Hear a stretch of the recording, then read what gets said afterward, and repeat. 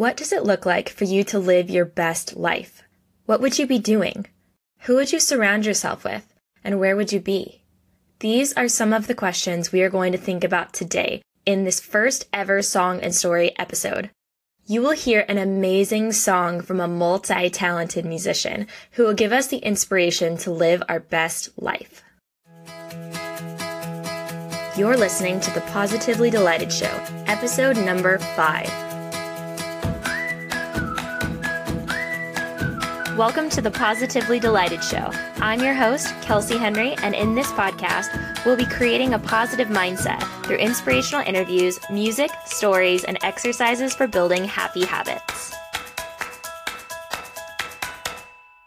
Welcome to episode number 5. I'm really excited to share today's episode with you because it is the first ever song and story episode on the Positively Delighted Show.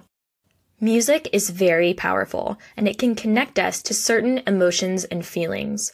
Not only is music a huge passion of mine, but I believe that it is a great tool that we can use to fast-track our way to the life that we want. And today's interview totally embodies this idea because it features the song I Want to Live My Life by the incredibly talented songwriter and photographer Joe Hendricks. Joe is another amazing person that I have met from the RV Entrepreneur Summit, where he was traveling around the country with his wife and son in an Airstream trailer, seeking adventure and taking photos of beautiful landscapes along the way. He is intensely creative and has a passion for teaching others who have a dream of being a professional photographer. Most people in our community know Joe as a talented wedding and landscape photographer, but many don't know about his songwriting skills, and I really wanted to highlight this and all aspects of Joe's creativity in today's episode.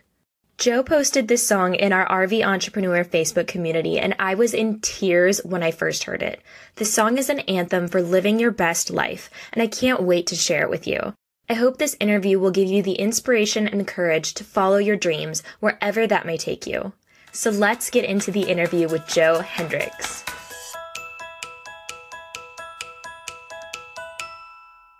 Joe, thank you so much for being on the show today. It is my pleasure. I'm so excited to talk to you. I know that we met at the RV Entrepreneur Summit 2017. Oh, you're wearing your shirt right now. Yes, I am. I just noticed that. Own your day. Own your day. That's great. I almost wore my Never Stand Still shirt today. So that's I didn't even plan for that. That's really funny. I didn't notice it until I just like, oh, wait a second. That looks familiar. I saw the mountains. Yes, that's so funny. So we met last year. And you played did you play at the campfire? No, I just sang Friends in Low Places and made a fool out of myself. I remember that. I remember you didn't make a fool out of yourself. I remember you played that. Making a fool out of myself. I don't remember you making a fool out of yourself. I mean, if you did, I did too, because I sang along. A great time. I remember you singing because you sang for a while at one of the events before everything went down. Yes. I played at the great. wine tasting. Yes. Yes, and then really you were... good. Thank you. And then you were taking photos the whole time, and they were amazing. And then the year 2, you came back as the official photographer for RVE. Yeah, Heath and Alyssa asked me to photograph the whole entire thing, and I jumped at the opportunity. Yes, and it was so much fun. And I know we had our own little photo shoot, so that was so much fun. Yes. I love my photos from that. Still going to use those. Actually, using it for the cover art of this podcast. Oh, good. That's awesome. Cool.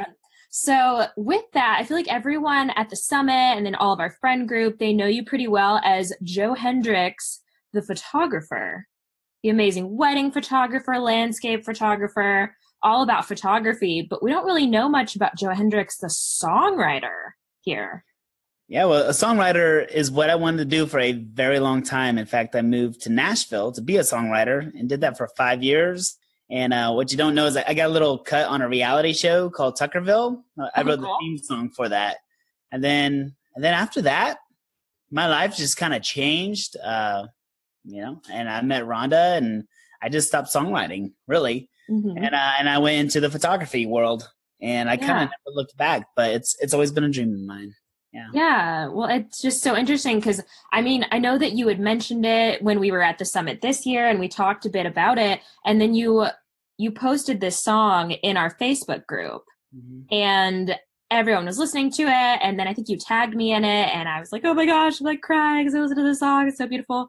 And so I think that's kind of a first look for a lot of us in our community of like seeing Joe Hendricks, the songwriter. And so I really just, I wanted to interview you to talk more about this song and how it relates to your life. So can you tell me a bit about that song? Yeah. So the song is I Want to Live My Life. Mm-hmm. And it was either going to be I Want to Live My Life or I Want to See It All. And I Want to Live My Life. And it starts out with there's a heart beating inside of me that longs to be wild and free. Yeah. And I wrote that line at the 2017 RV Entrepreneur Summit. Mm-hmm. Oh, love it. I was in the Airstream, and I was like, and I knew that our travels were about to come to an end because we were taking care of my mother-in-law in Texas. And my heart was just like, I was sad, but I loved what we had experienced for a whole entire year on the road. Yeah. And I just didn't want to see it come to an end. And then for some reason, I felt like finishing it after going to the 2018 RV Entrepreneur Summit. So, and it just came full circle. I don't know, I didn't have the heart to finish it at the beginning. Yeah. Yeah. It was just something that you needed to kind of sit with. Yeah, totally. I love my music to flow absolutely natural. Mm-hmm. Some songs are written in 3 hours and some are written in 3 or 5 years. Yeah, no, I hear you. Do you ever feel like if you try to force a song, you just don't like it? Yes. Like, yes. I don't like that line. It sounds like I just made that up just to finish it. Yeah, well, you're probably a lot like me. You have recordings of old songs that have really bad lyrics in it that you've changed since then. Like, that's that one line.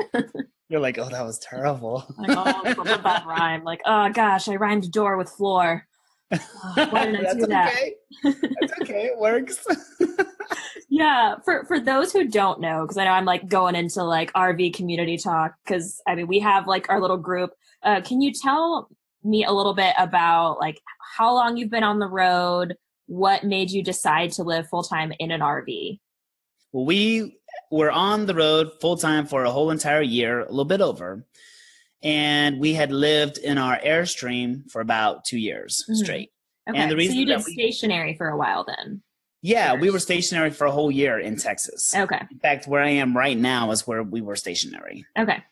So we went out on a trip in a minivan, and I saw my wife come alive, and I saw my son just having the time of his life. And I said, well, I want this all the time. So I prayed a lot, and I thought, well, how can I experience this all the time and see this in my wife?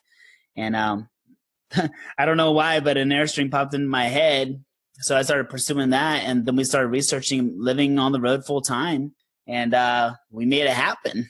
So and I can't believe we were able to make it for a whole year because we didn't make a whole lot of money. We're not the best at the business side of it. So.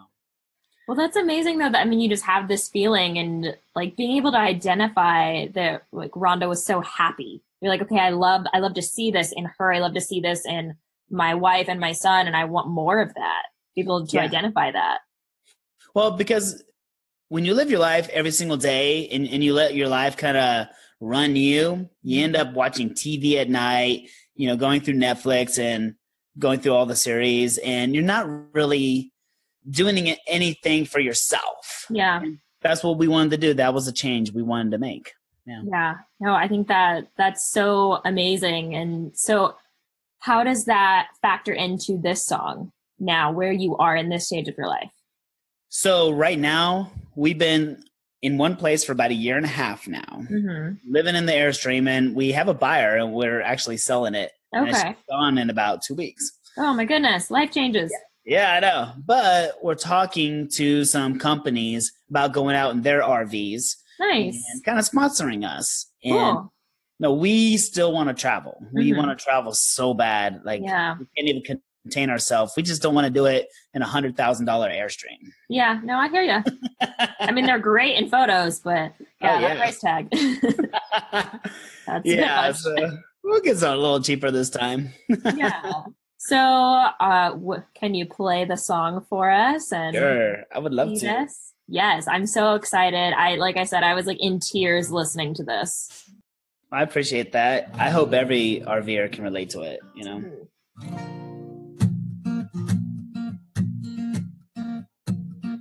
There's a heart beating inside of me that longs to be wild and free to go wherever the wind may blow and travel out into the wild unknown where life is lived every day and moments take your breath away. Oh, I can't wait to finally see the whole wide world in front of me. Oh, I want to live my life. I want to live my life with passion I've never known, where it's okay to be alone and no possessions are keeping me from living the life that was meant to be. Oh, I want to live my life.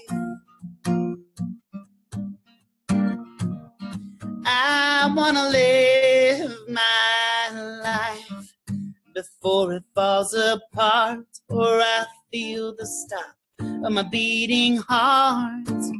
I know I need to make a change if I want to live for today.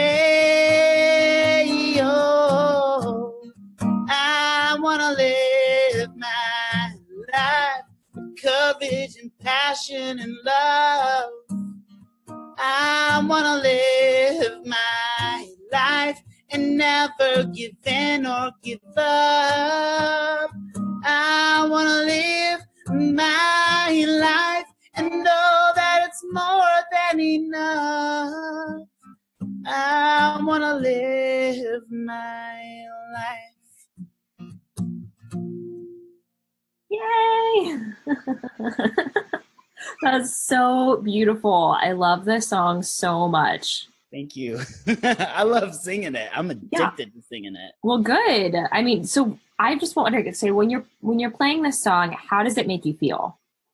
Makes me feel alive. Absolutely alive. And it's saying everything that I want to say. And yeah, I love singing it. Just fills me up.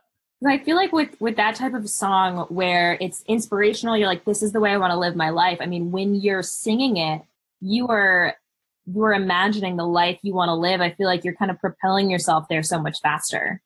Totally. Yeah, totally. You know, and I thought about, like, as I was writing the second verses, the reason I was able to write it after this last RV Entrepreneur Summit is because I talked to people like you and Jill Sosa and some other people who like live alone and, you know, on the road, and they like living alone. I was like, that, you know, there's no other thing that can make you like just feel comfortable and alive by yourself than being out on the open road and like seeing nature and being with God and just like everything all in one. Like, it's absolutely amazing. And just, you know, all the people who just travel by themselves. I wish I would have known about it when I was not married and just single and traveling, just kind of seeing what it was like. I mean, I love it being as a family too, but like, yeah, I bet it's absolutely inspirational being out there by yourself and like traveling.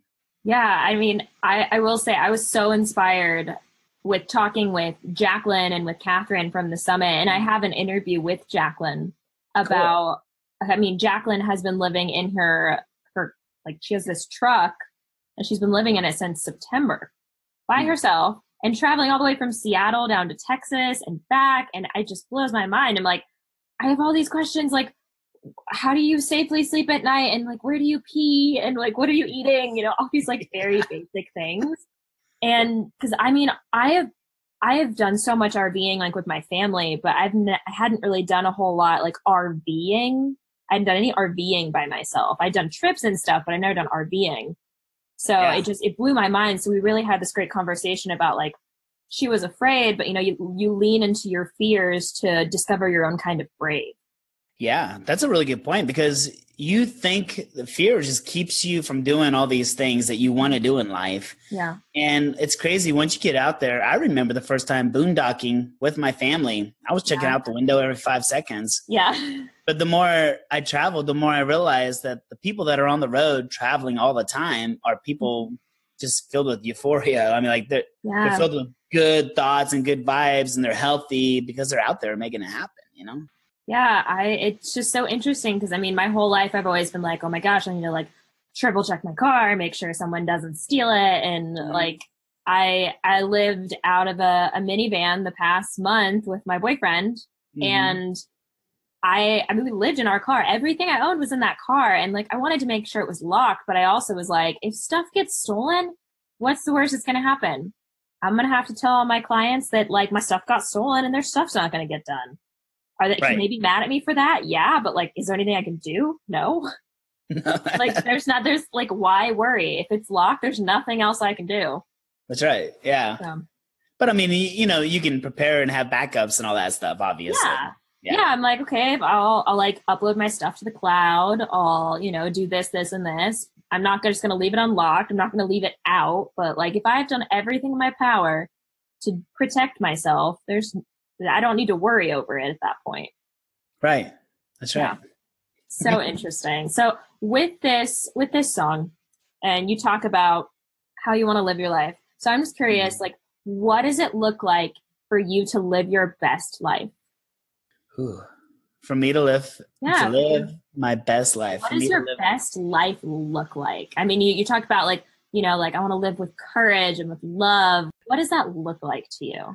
I've been thinking about that a lot lately. Yeah. So just free dreaming, anything possible. If I was free dreaming and I had a primary aim for my life, which I read out of my entrepreneur book or whatever. Yeah. My dream would be to travel and take landscapes all the time and then send those landscapes back to a warehouse that I own where we print all of our own stuff and we have a sales team and a marketing team and they, you know, get their stuff out there to people. You know, that would be my dream. I would absolutely love that because that gives me the ability to be creative. You know, the reason I'm a songwriter and a photographer is because I have to be creative. If I'm not creative, like, I'm just like, you must just kill me now because it pours out of me all the time and I have to do it. So that's what I do in my free time is I do the songwriting, but that would be my dream. Yeah. And songwrite along the way too. So. Well, I think it's interesting, like as a creative, I mean, do you feel like with your photos and with your music, obviously you're creative, but then it's almost like you have to have all these other hats to make it successful. And so to be successful, you have to also like look away from your passion, it's just kind of this weird balance. It's totally weird and awkward and I hate it. Like I hate having to do the sales and the marketing and the advertising and luckily I have a wife that does the numbers and everything for me. Yeah. But yeah, I mean, gosh, if I didn't have her, I would be on the street somewhere writing songs probably or taking pictures or street photography. I don't know. But yeah, it's weird. You know, but when your creative passions take off and somebody takes notice of it, and you have somebody who says, hey, I want to do something with this. I think that's when people really catapult their careers because they focus on what they love to do. Yeah. I think I've been thinking about that a lot too. Cause you know, you have to think about like, what is your passion? And I identified, okay, my passion in life right now in this moment is I want to feel free in all areas of my life. And what does that mean? Well, I want to be making a living from my passions. And if I'm not doing my passions, I won't feel free. But you have to find that line between, okay, well, if my passion is to do this, then I have to do all these other things I don't like doing, like emailing. So let me ask you a question. Is your passion music and songwriting and singing?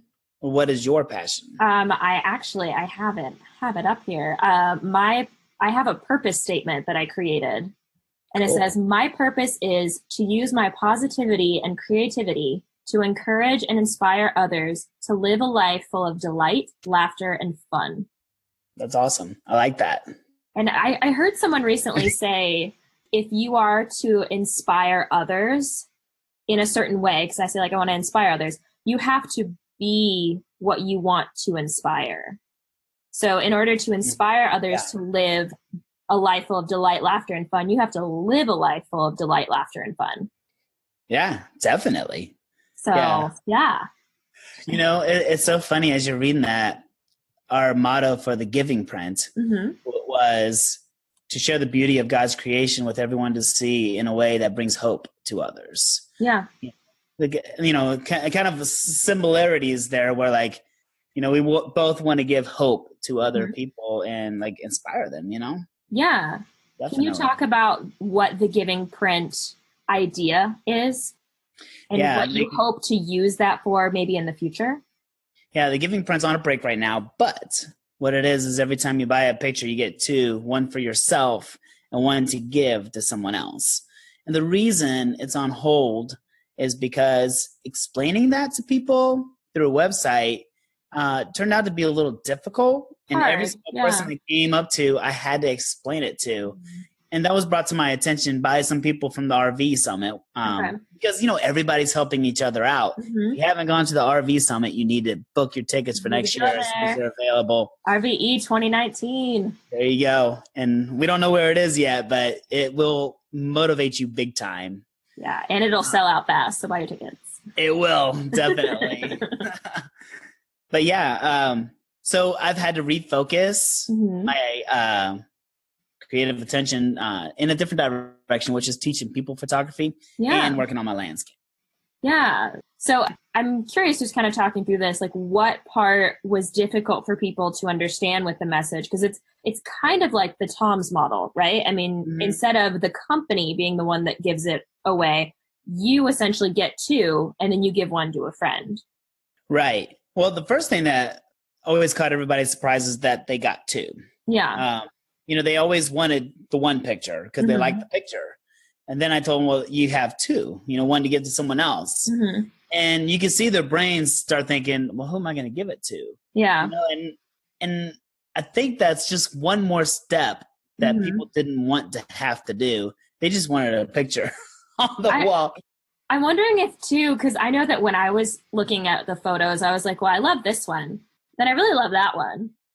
And then when I picked one out, I'd get another one. I'd be like, oh, well, I want to give this to someone else, but I also really like this photo. So if I want to get two, I just got two. So do I need to buy another one to get four? So, there you go. You see the confusion right there. Yeah. So I think part of it was like, I wonder if maybe like if they picked out a photo and then they got a double of the same one, then they'd be like, okay, now I have two of the same thing I can share. Cause like when you get like maybe how some people, they're like, if you buy, one of the selling tactics I heard for albums is like, if you buy one, you get another one for a friend. It's like, okay, when I have two, I don't need two of the same thing.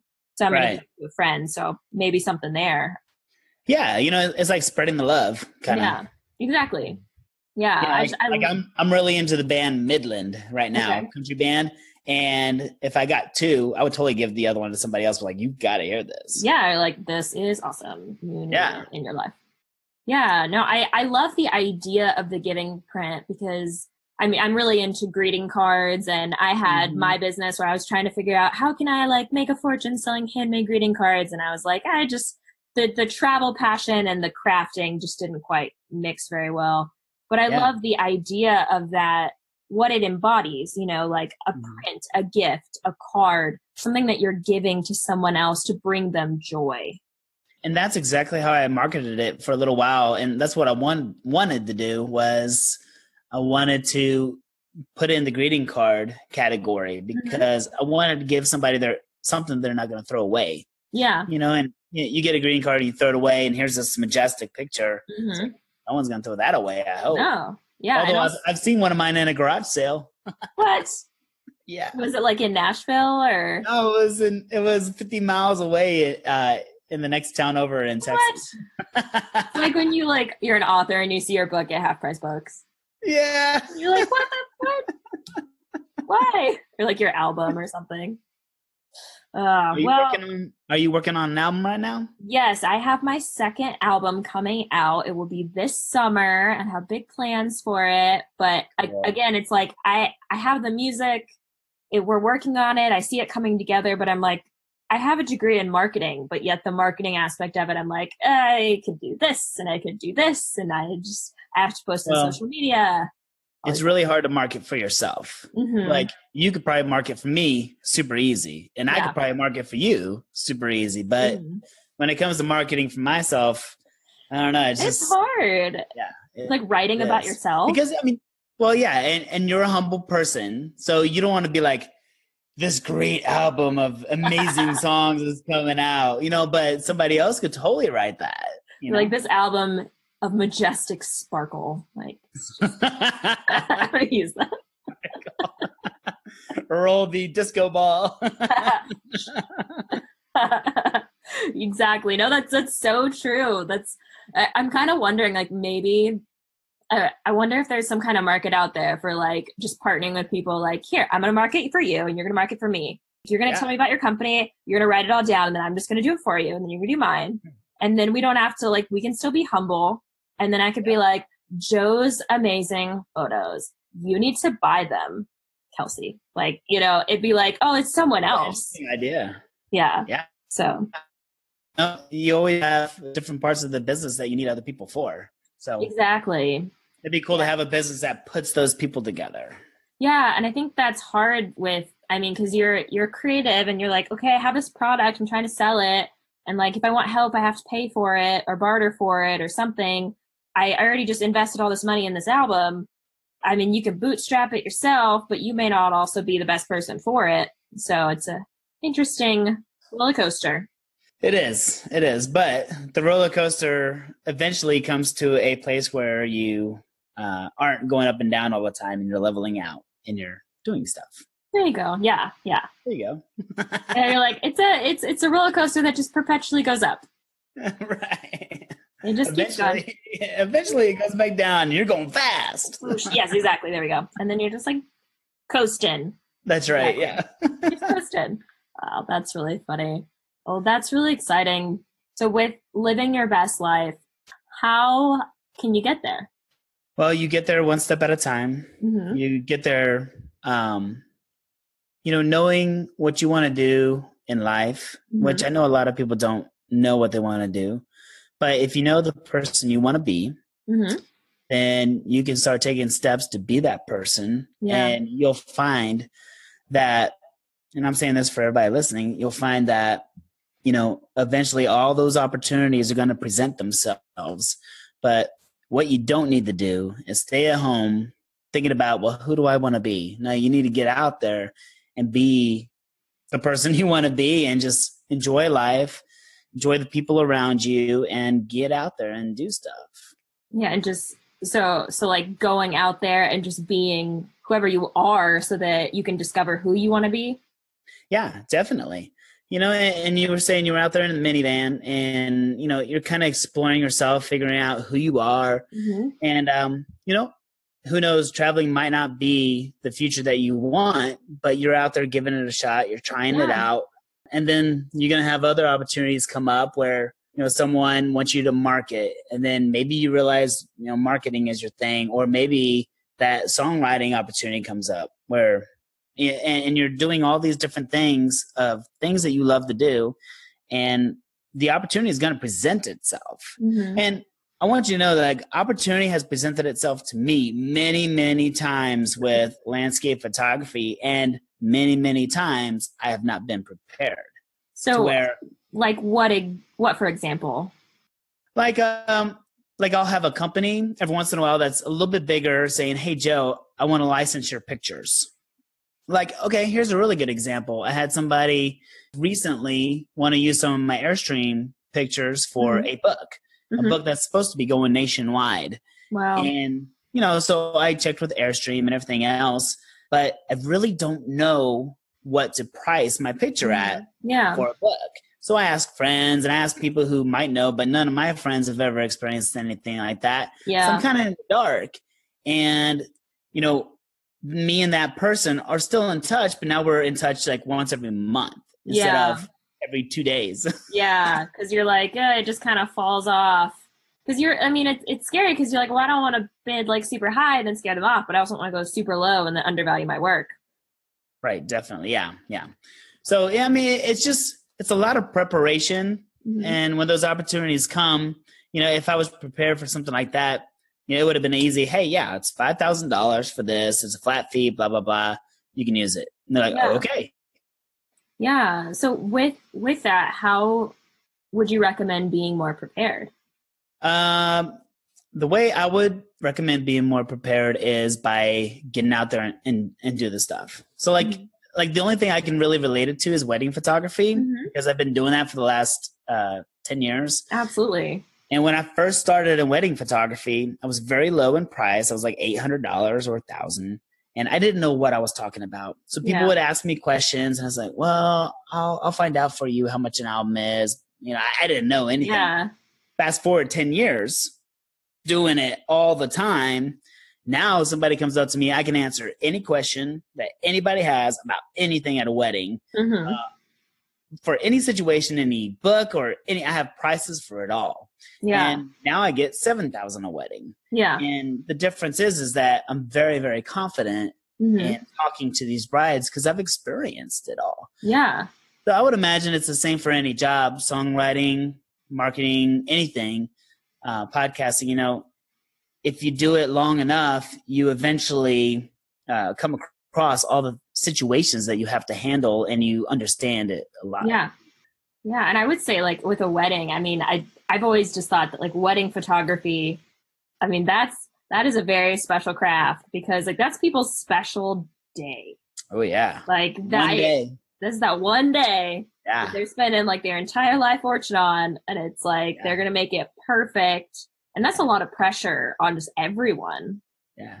Well, and it's so hard for the couple because they only have one chance to get a wedding photographer. And if you have a smooth talking person who's not really good at photography, they could totally get that wedding. Yeah.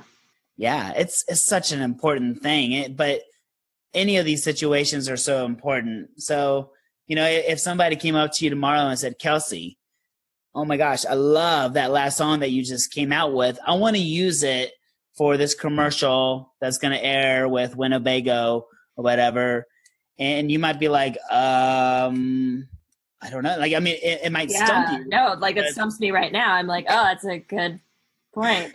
Yeah. I mean, that's something that you just never think of. But what happens is you experience it once, you figure out the answer is probably too late. But time somebody approaches you, let's say like Thor comes up to you and says, hey, we want to use your song. You're like, okay, well, I went through this with Winnebago and not to mention names, and I'm not trying to. Yeah, we're not trying to like put any ideas in anyone's head. That's right. Like, if you want to contact either one of us about a theme song. I got some songs.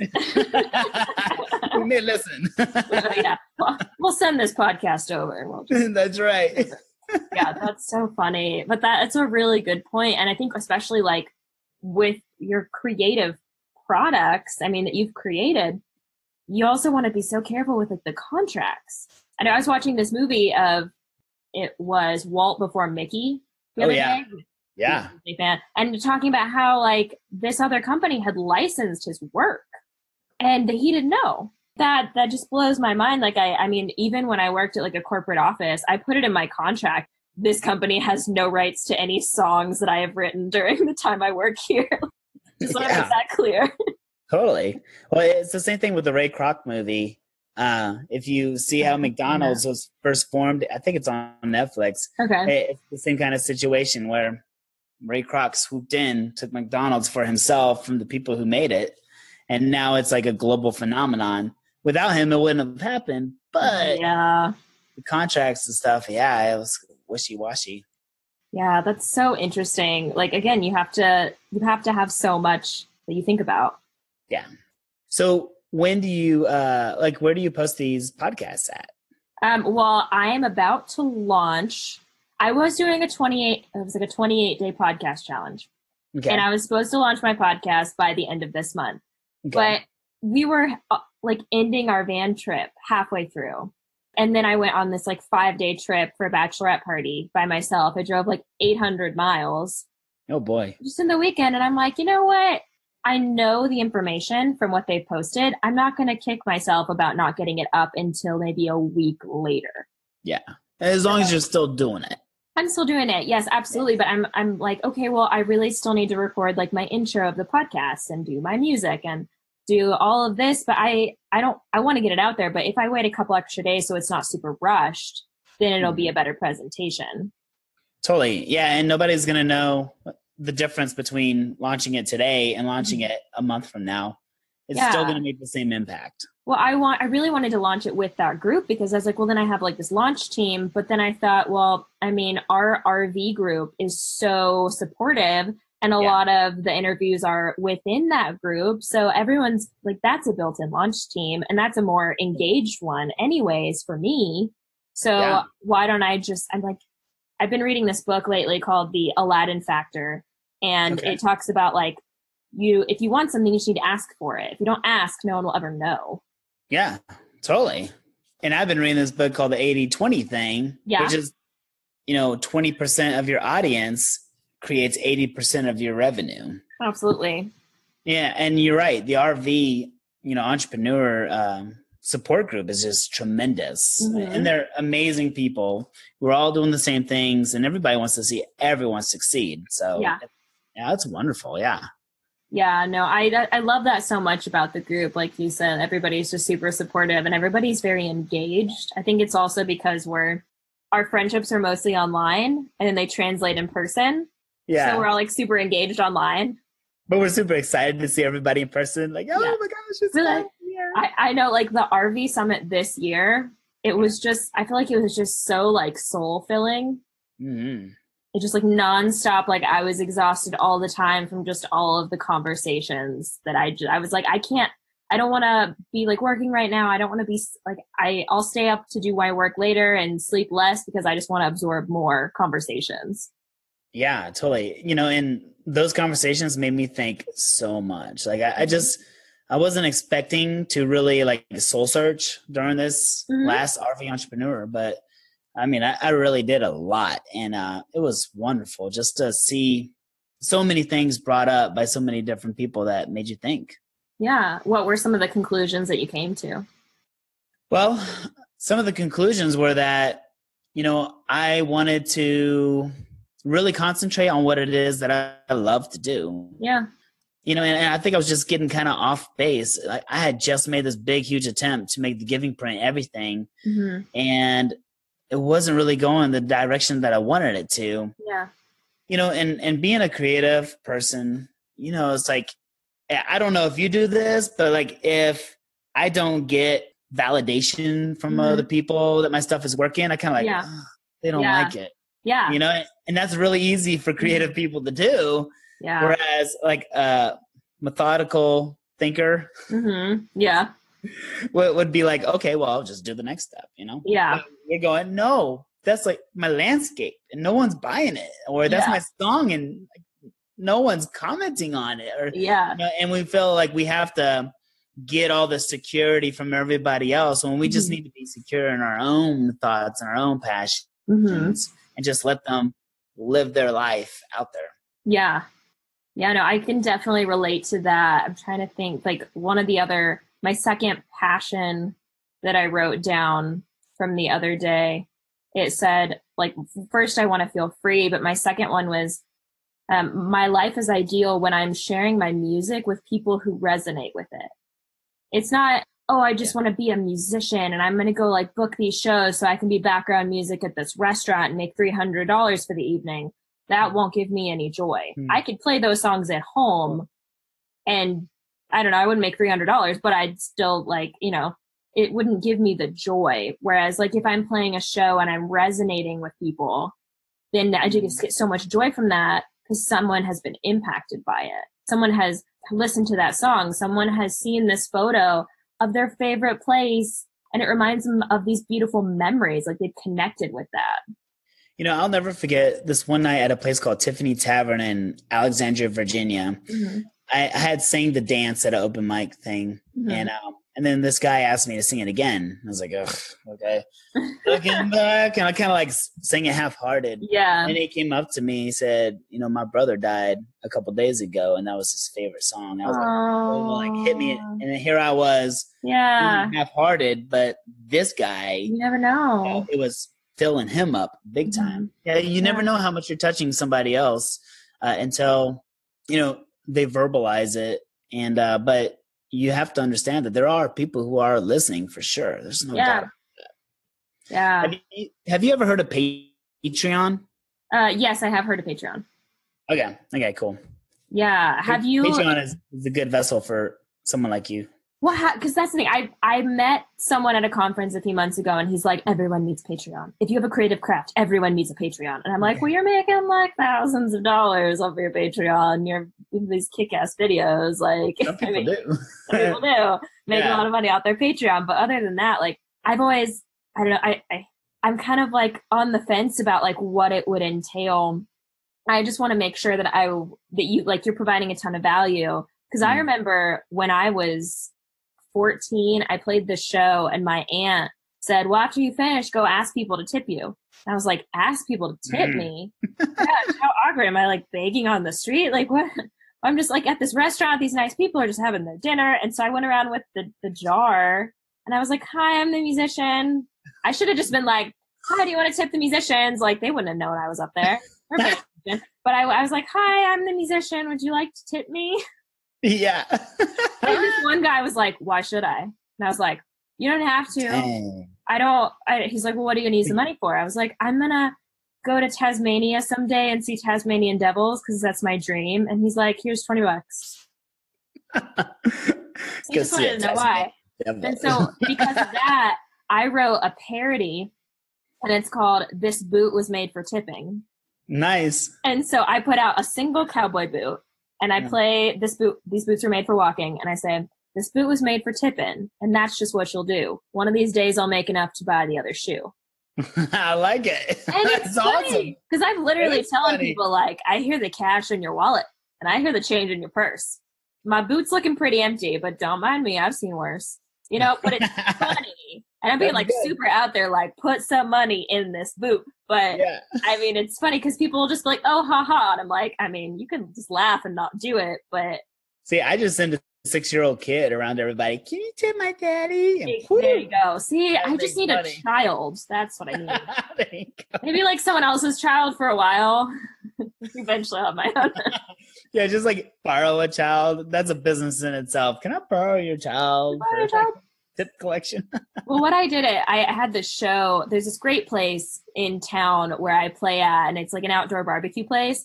And I sing Deep in the Heart of Texas, and all the kids come up and they play with me. And then I'll do a song where I sing my song Duct Tape My Heart, and I'll give them each a little duct tape keychain. And then I'll play the tip boot song. So like I get them involved. All the parents are taking photos. They get something out of it. I give them something for free. And then all the kids are like, mommy, give me dollars. And they'll go up there and like in a line, like put dollar bills in the boot. It's kind of like a system down. Just That's cool. How to translate that digitally. I saw you playing at a place like that recently on Facebook.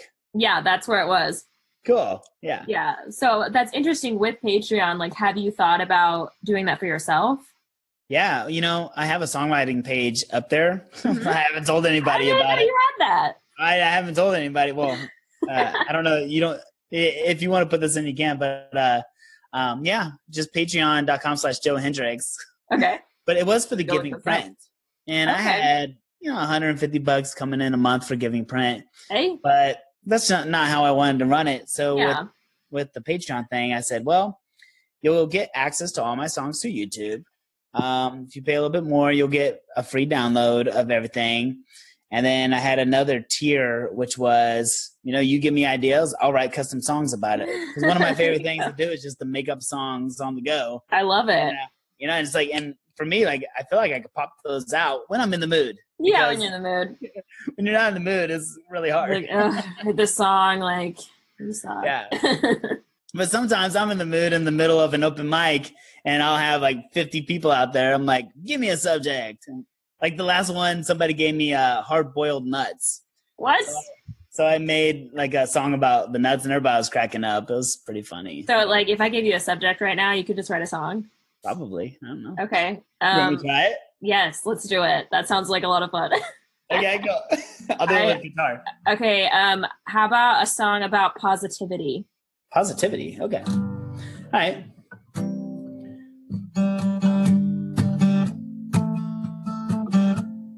try to come up with a different tune. Okay. I'm positive about it.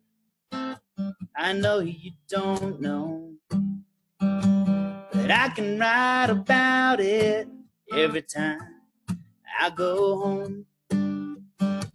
I know it doesn't make sense how I feel right now, but I find my way around it somehow. 'Cause I'm positive it's gonna be a hit. I'm positive you're gonna like it, and I'm positive it's gonna make us smash. 'Cause I'm positive you ain't never seen nothing like that. Oh my gosh. That is a pure talent right there. I could definitely see something around that. That was amazing. I just like to word vomit stuff.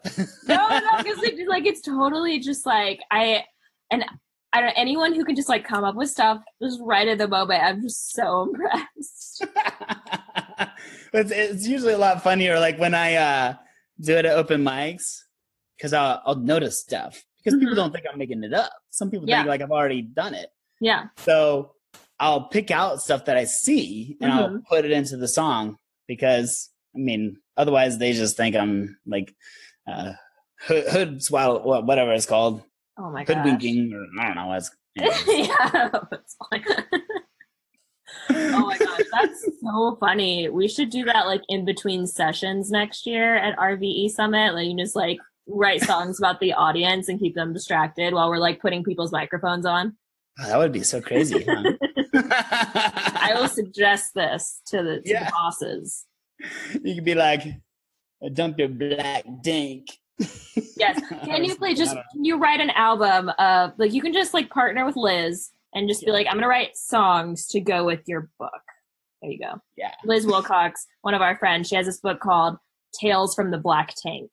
Mm-hmm. And it's just like, I don't really know if it needs any more explanation than that. I think it's just like. It needs an eerie theme song.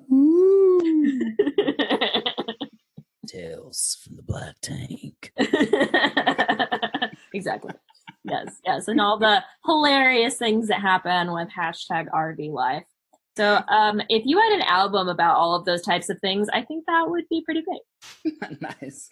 I would definitely listen to that. I mean, there was a songwriter in Virginia that would play at our songwriting competition, and he had all these like funny songs. Like the only one I remember, which was my favorite, was the potty training song.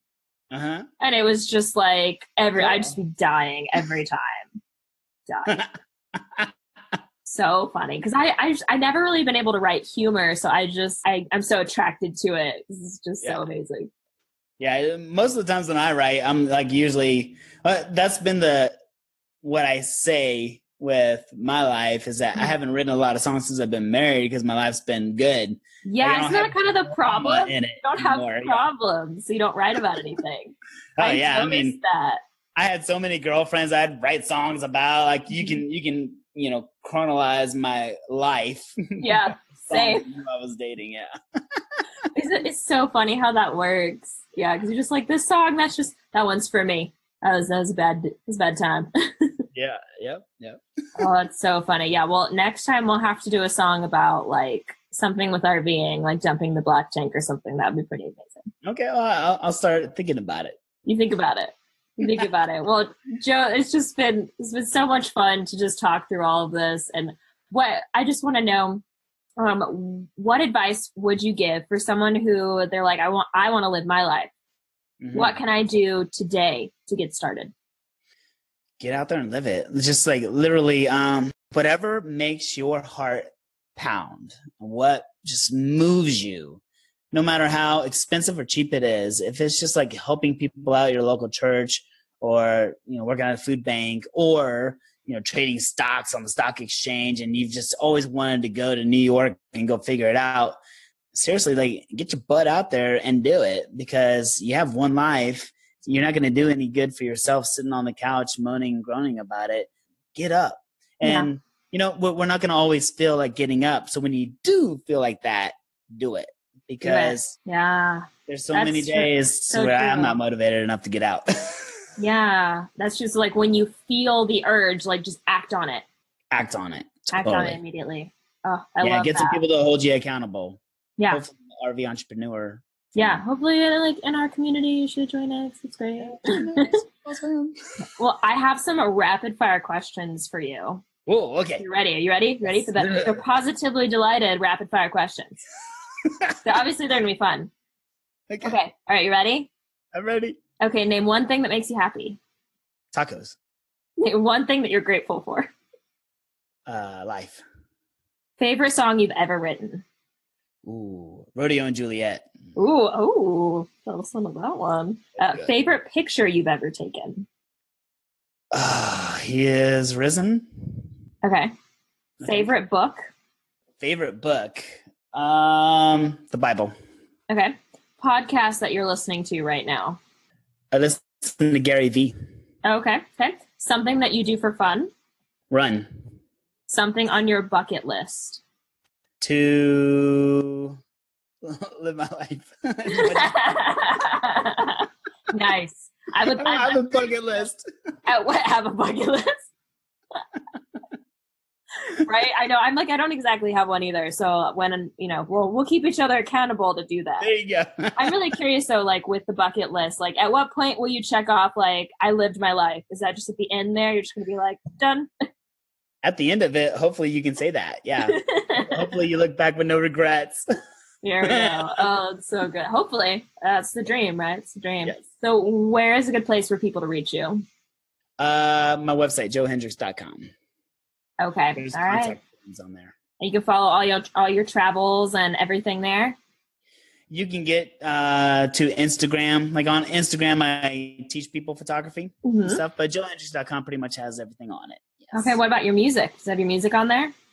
My music is pretty much only on YouTube right now. Okay. And most of it's private. So I will have to make a channel that's separate. Yeah. So like if someone's like, I want to live my life.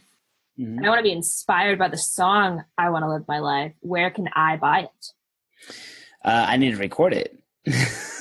So on your bucket list, record song. Record my new song. It's already copywritten and with ASCAP and everything. Like I do that. Good job.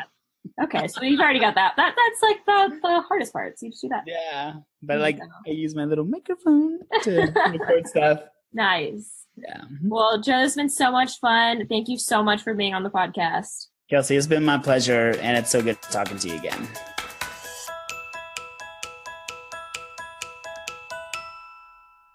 I hope you enjoyed this interview with Joe Hendricks and his song, I Want to Live My Life. You can find the link to the YouTube video of this song and all the links for connecting with Joe in the show notes of this episode at positivelydelighted.com.